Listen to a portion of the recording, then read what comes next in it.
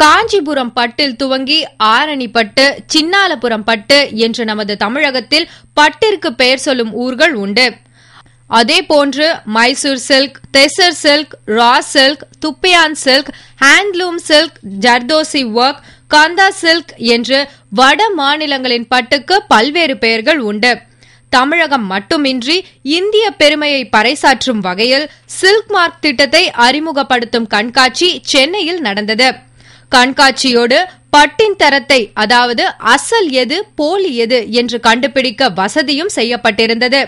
அதன் தரத்தை கண்டறிவது குறித்து சில்க் மார்க் அமைப்பினர் விவரித்தனர். சில்கை எப்படி டெஸ்ட் பண்ணி பார்க்கலாம் அப்படின்னா, சிம்பிள் டெஸ்ட் பிளேம் டெஸ்ட் தான் பண்ண முடியும். பட்டு துணிகளில் ஒரு நூலை எடுத்து எரித்து பார்த்தோம்னா அது அந்த பர்னிங் ஹேர் ஸ்மெல் இருக்கும். அது இருந்தது அப்படின்னா ஒரிஜினல் பட்டுங்கிறத ஈஸியாக கண்டுபிடிச்சிடலாம். ஆனால் நடைமுறையில் எல்லாருமே அதை கடைகளில் நம்ம எரித்து பார்க்க முடியாது.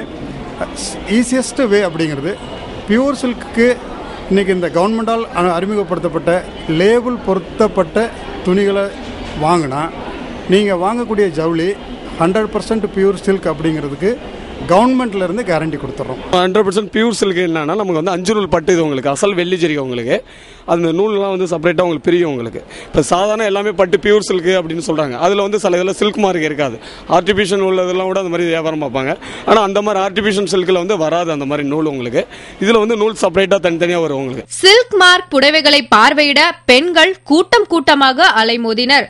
பல்வேறு வகை சில்க் புடவைகள் குறைந்த விலையில் விற்கப்படுவதாகவும் எடை பார்த்தால் உண்மை தெரிந்துவிடும் என்றும் அனுபவசாலி பெண்கள் தெரிவித்தனர்.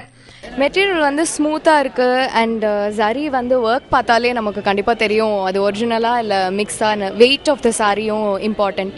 உச்சி முதல் உள்ளங்கால் வரை பொதுமக்கள் நுகரும் அனைத்து பொருட்களிலும் போலிகள் வந்துவிட்டன.